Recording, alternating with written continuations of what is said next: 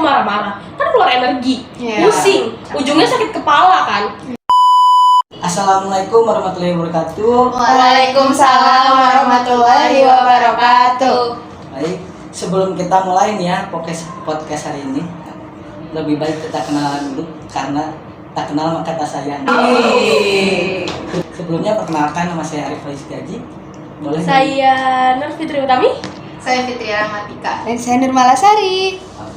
Di sini kita mau ngebahas tentang apa nih? Katanya sih mau bahas tentang problem solving. Ya. Ya, benar sekali. Mau langsung dimulai aja apa gimana nih? Boleh. Ada basa-basi dulu, ada pertanyaan untuk hari ini? Aku pengen nanya deh, kenapa sih orang bisa menyelesaikan permasalahannya? Kayak aku tuh penasaran yang ada di otak mereka tuh apa gitu. Jawabannya ada di pembahasan hari ini. Oh my god. Aku mau nanya nih sebelumnya nih, apa sih yang kalian ketahui tentang problem solving itu? Mulai dari Pite. Kalau menurut aku sendiri tuh kayak kalau misalkan kita dapat suatu masalah gitu, kita tuh bakal mengidentifikasi dulu si masalahnya, cari tahu dulu, abis itu cari solusinya buat nyelesain masalah itu. Lebih ke penyelesaiannya. Iya. Atau kata lain yang lebih mudahnya itu cara seseorang untuk menghadapi atau menyelesaikan suatu permasalahan yang dia dapat. Ya. Iya benar sih. Aku setuju sih cara seseorang untuk menyelesaikan masalah, karena kan problem solving itu diambil dari kata di bahasa Inggris ya. Problem artinya masalah, solving artinya menyelesaikan. Jadi menyelesaikan masalah. Solusi. Kemudian kalau menurut aku secara kognitif kita kan alhamdulillahnya diberikan anugerah yang luar biasa untuk bisa mendapatkan suatu proses kognitif di mana makhluk lain tuh nggak bisa gitu kan. Nah di problem solving ini tuh yang aku tangkap tuh benar-benar kita tuh bisa kalau di buku filosofi teras itu tuh ada namanya STAR atau STAR. Apa tuh? Di penulisnya tuh nulis STAR ini tuh stop, thinking, assess, baru react. Dan menurut aku ini tuh sangat correlated banget sama si problem solving. Karena ketika kita dapat masalah, kita tuh gak harus langsung react masalah tersebut gitu. Walaupun ya kita punya automatic thinking dan juga deliberate thinking gitu. Tapi lebih ke kayak kita stop dulu. Karena gak semua masalah bisa kita selesaikan secara spontan. Kita pikir dulu, think dulu. Habis itu kita assess, kita nilai. Kira-kira masalah ini jalan keluarnya gimana ya? Dan terus kita bisa lihat dari helikopter view. Jadi bukan cuma dari satu titik, tapi dari beberapa titik yang ada.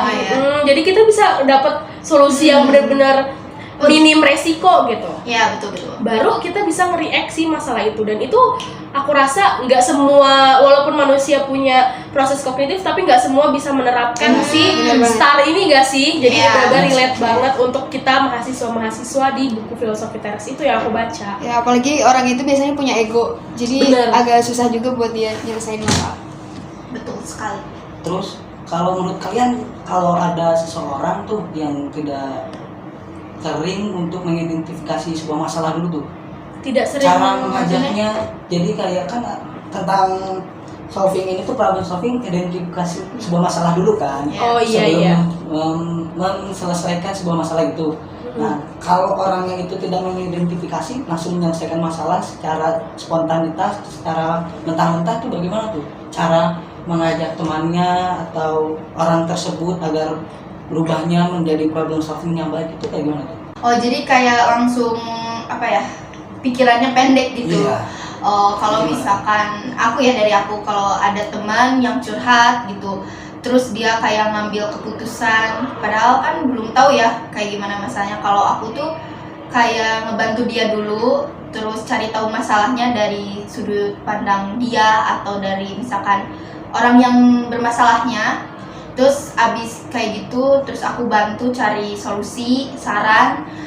Abis kasih saran, mau dia lakuin, mau enggak juga itu hak dia kan. Yang penting aku udah ngasih saran yang bener gitu. Terus ngasih tahu ke dia kalau misalkan ada suatu masalah, jangan dulu menyimpulkan apa-apa, harus dipikirin dulu ini kenapa gitu. Jadi cari dulu akar masalahnya gitu. Kalau dari aku ya. Oke, kalau dari aku sendiri, kalau orang yang cepat menyimpulkan berarti kan dia cenderung melakukan automatic thinking, di mana dia secara cepat gitu, jadi survival mode-nya dia tuh keluar Iya. gitu untuk menyelesaikan suatu masalah. Itu bisa jadi kebiasaan sih, dari kebiasaan dari kecil. Bisa jadi memang ketika dia dari kecil tuh dia tidak diajak untuk menganalisis suatu permasalahan di dalam parenting orang tuanya ataupun juga di dalam lingkungan sekitar. Dia tipikal yang emang satset gitu, tapi yang tidak dipikirkan. Dan cara mengajaknya sih kalau menurut aku ya paling efektif, kita lihat dulu dia gimana menyelesaikan problem ketika dia bersama sama aku. Nanti kalau misalkan udah, baru deh di akhir aku ada evaluasi gimana tadi, lebih diajak ngobrol sih, kayak gimana tadi penyelesaian masalahnya, gini butuh saran nggak. Kalau memang sekiranya dia butuh saran ya aku akan saranin kayak, tahu nggak sebenarnya tuh masih bisa loh ada cara-cara yang tidak merugikan kamu sebegitu besarnya. Coba deh kamu pikir ke A, pikir ke B, pikir ke C, pikir ke D. Dan ternyata tuh nggak semuanya harus kamu lakuin A. Itu masih bisa ada jalan-jalan yang lain. Dan nanti di situ dia mulai melakukan reasoning, mulai berpikir, oh iya, karena suatu proses yang berkaitan dengan kognitif harus kita sadarkan melalui kognitifnya orang itu sendiri kalau menurut aku gitu. Ya bener, aku juga setuju sih sama yang kata kalian berdua, udah sangat terwakilkan. Dimana kalau orang itu nggak bisa langsung ngambil keputusan A, karena apa ya, setiap masalah itu kan terjadi di antara dua belah pihak. Jangan sampai ada yang satu dirugiin gini. Jadi kalau misalnya mau nyelesain masalah ya harus dua-duanya ngedapat kayak solusi terbaik yang nggak ngerugiin satu sama lain, kayak gitu sih. Betul. Berarti selebihnya ada poin utamanya di dalam keluarga juga ya. Iya. Nah, itu. Terus permasalahan seperti apa nih yang menurut kalian paling dihindari atau paling ditakuti tuh dari sebuah masalah? Kalau aku pribadi sih masalah sama orang tua. Karena menurut aku permasalahan sama orang tua itu riskan, apalagi orang tua yang punya tipe-tipe orang tua yang pribadinya tuh kayak nggak pernah mau disalahin. Kan banyak tuh yang kayak gitu. Sehingga kayak kita tuh mau ke jalan A salah, jalan B juga salah. Ibaratnya kita tuh tahu yang mana yang benar, yang mana yang salah, tapi ketika menurut orang tua kita yang salah itu menjadi benar ya kita nggak bisa apa-apa.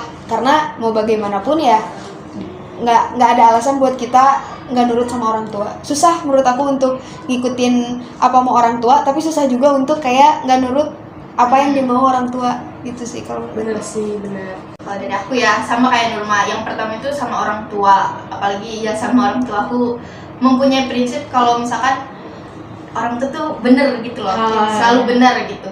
Terus kalau yang kedua ini bukan ditakutin sih, lebih dihindari. Aku kan punya pacar gitu ya, sama pasangan lebih dihindari karena aku kan sama dia beda jauh ya umurnya. Terus cara pemikirannya juga beda. Terus kadang akunya pengen menang sendiri, tapi dianya kayak yang kadang ikutan pengen menang sendiri juga, tapi kadang ngalah gitu. Paling gitu doang. Soalnya ngaruh ke mood sih sehari-hari. Ya soalnya kadang aku tuh tipe orang yang kalau ada masalah, aku jadi ke semuanya bad mood.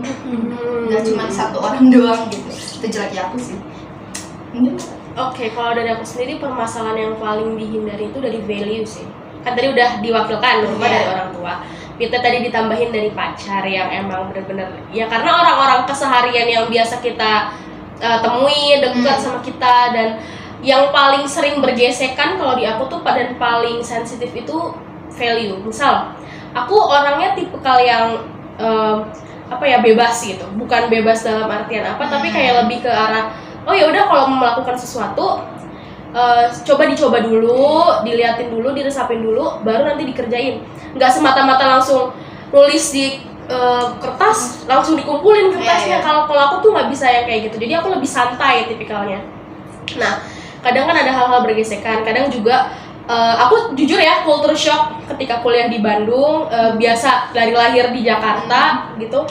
Jadi kayak yang ada beberapa value yang mungkin ketika aku ngomong sesuatu itu bagiku itu nggak kasar, tapi kalau bagi orang Bandung tuh kasar banget. Dan itu tuh bener-bener kayak yang oke, mulai dari sekarang harus bisa adaptasi dengan teman-teman sekitar, harus bisa belajar bahasa segimana mungkin, karena dengan bahasa itu tuh aku kayak oh yaudah biar lebih deket sama mereka, biar bisa membawa diri lebih ke dalam tempat pergaulan gitu sih kalau menurut aku. Dari sebuah masalah tersebut tuh bagaimana sih untuk kalian buat memecahkan sebuah masalah tersebut? Menghadapinya kayak gimana? Kayak contohnya punya pacar, orang tua, gitu. Gimana tuh sih? Dari aku dulu ya.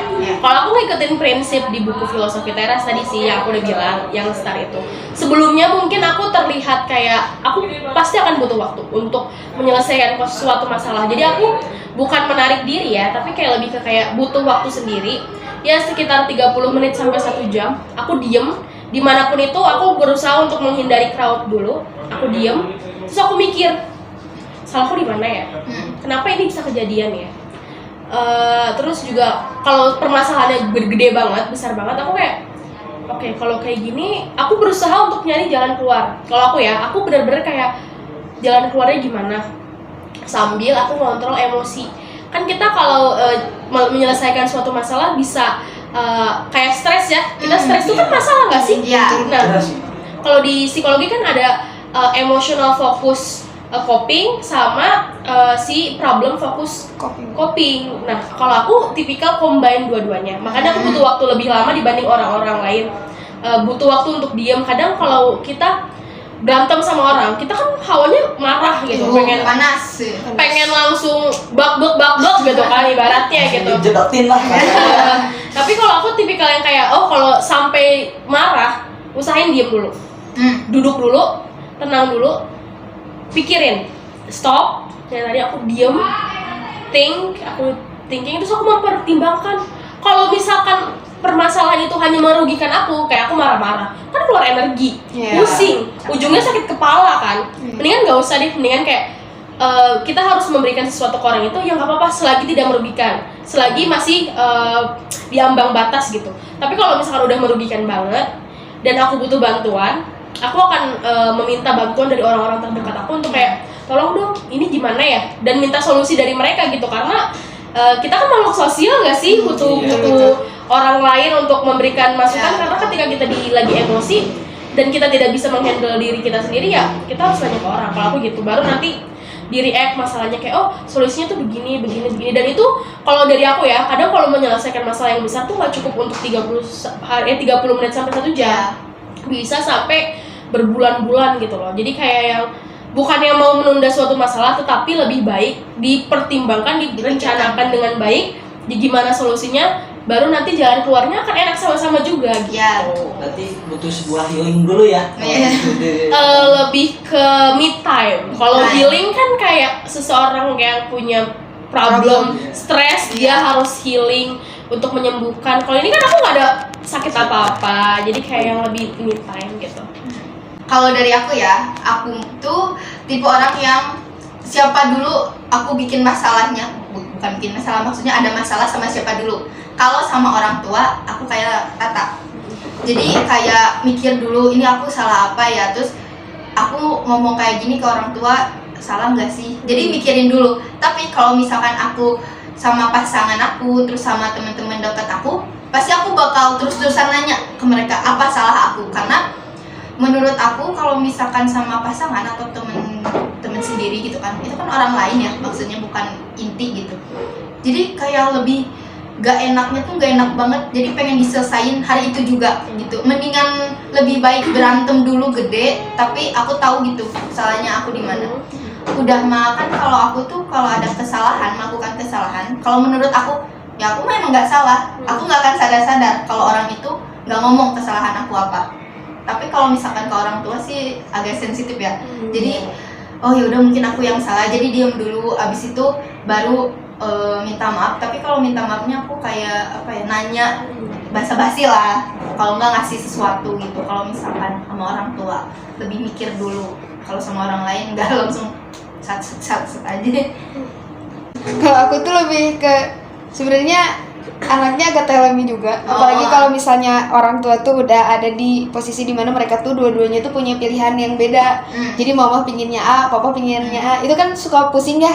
Jadi kayak mau ini gimana, sedangkan aku juga punya mimpi sendiri. Tapi ya aku juga nggak bisa egois. Kayak waktu itu aku kan pinginnya tuh masuk jurusan teater, papa aku pinginnya ke jurusan olahraga, terus mama pinginnya ke bisnis. Dan aku tuh tipe yang kayak ya udah daripada ribut semua, nggak aku ambil semua.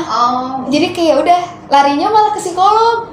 Aku juga bingung kenapa aku masuk psikolog sebenarnya. Mungkin ya ini juga udah diatur sama yang di atas ya kalau balik lagi ke kayak gitu. Cuma kayak kalau misalnya aku nggak bisa ngewujudin keinginan mereka berdua, terus keinginan aku juga nggak di-ACC sama mereka, ya udah jangan ada keinginan yang terwujud gitu. Biar semuanya adil, udah nggak ada ribut-ribut. Udah aku males kalau lihat orang tua ribut cuma gara-gara masalah mutusin masa depan buat anak. Itu sih kalau aku. Terus buat kalian sendiri nih, waktu yang tepat untuk menyelesaikan sebuah masalah gitu.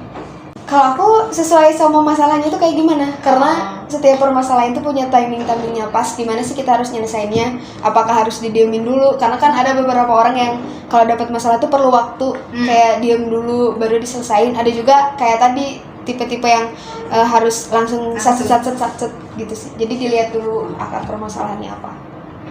Aku Pintan? apa ya, kalau waktu tuh preference waktu nggak ada ya, karena kayak aku nggak akan mematok sewaktu-waktu. Tapi kadang itu aku udah nyelesain masalah nih, udah dilihat, tapi kadang ada regret juga ketika sebelum tidur biasanya.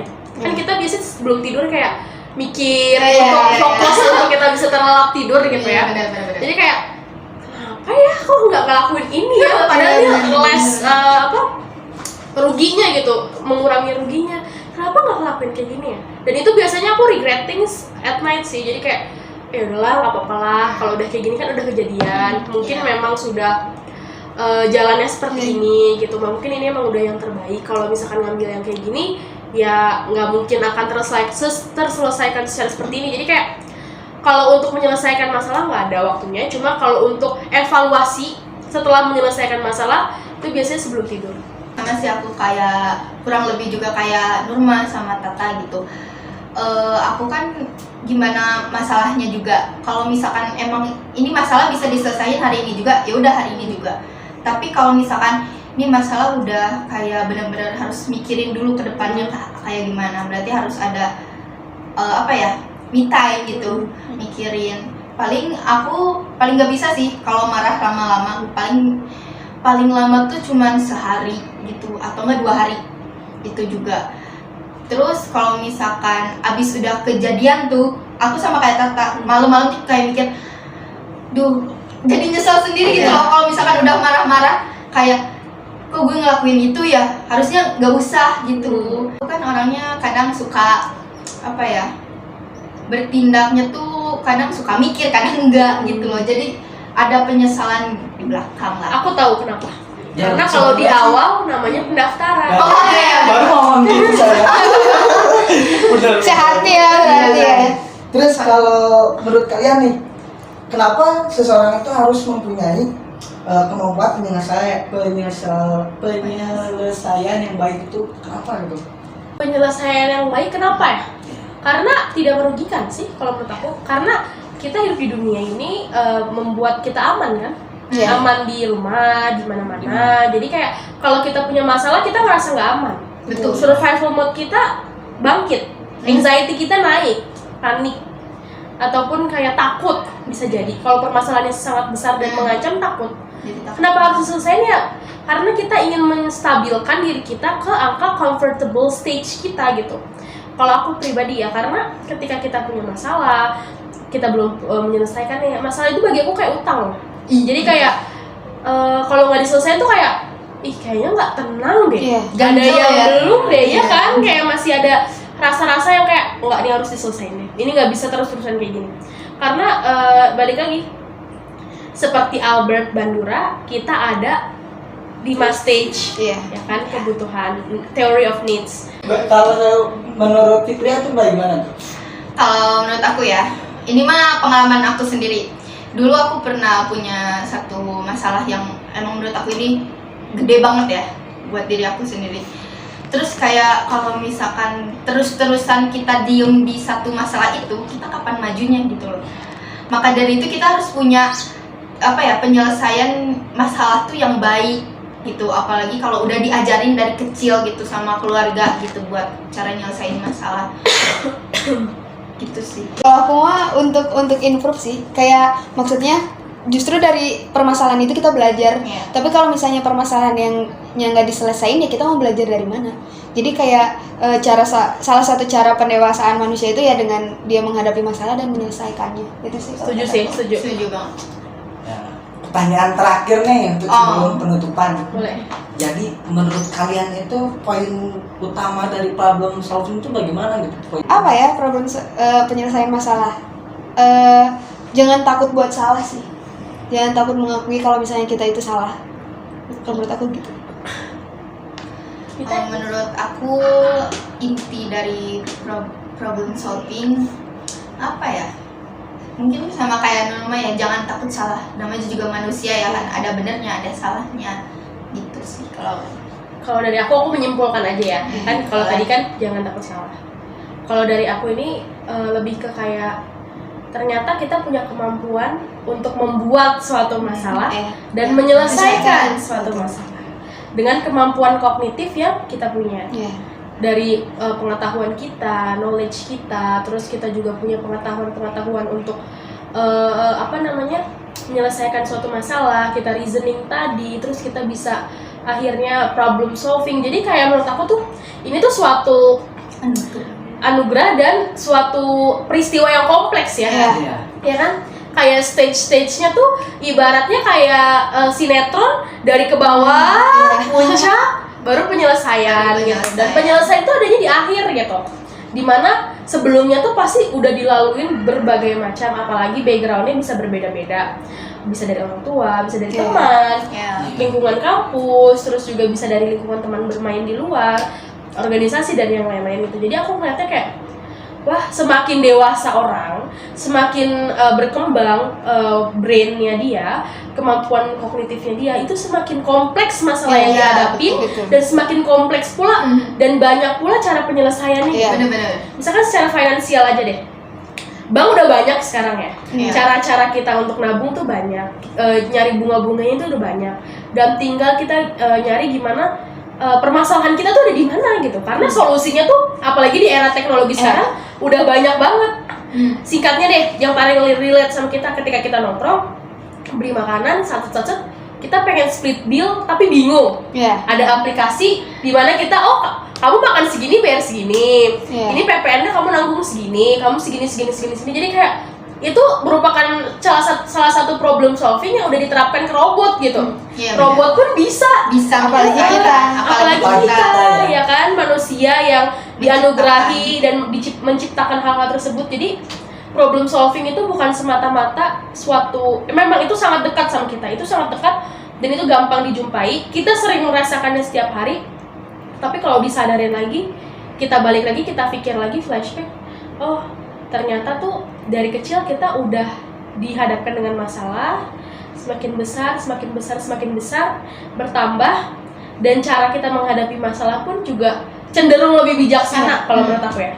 Lebih kayak, apalagi kita anak psikologi ya, kita pasti memikirkan perasaan orang lain, kita mempertimbangkan hal-hal sosial dan yang lain-lain. Jadi kayak lebih ke wow, ini suatu permasalahan yang ibaratnya apa sih, kayak ya udah kamu bisa nyelesain masalah ini, tinggal diselesain aja gitu kan.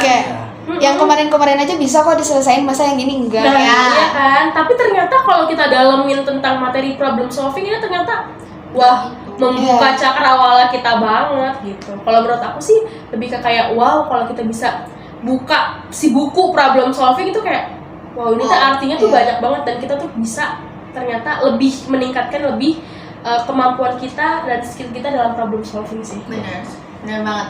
Setuju apa Mbak Tata? Pertanyaannya sih sudah segitu aja gitu. Apakah ada yang mau didiskusikan lebih dahulu lagi atau bagaimana nih menurut kalian? Atau udah cukup? Sudah sih cukup. Kalau dari aku sih udah cukup, kita udah membahas banyak ya. Sangat dalam ya ternyata problem solving itu. Jadi saya tutup saja ya pertemuan kita, podcast kita hari ini sampai di sini.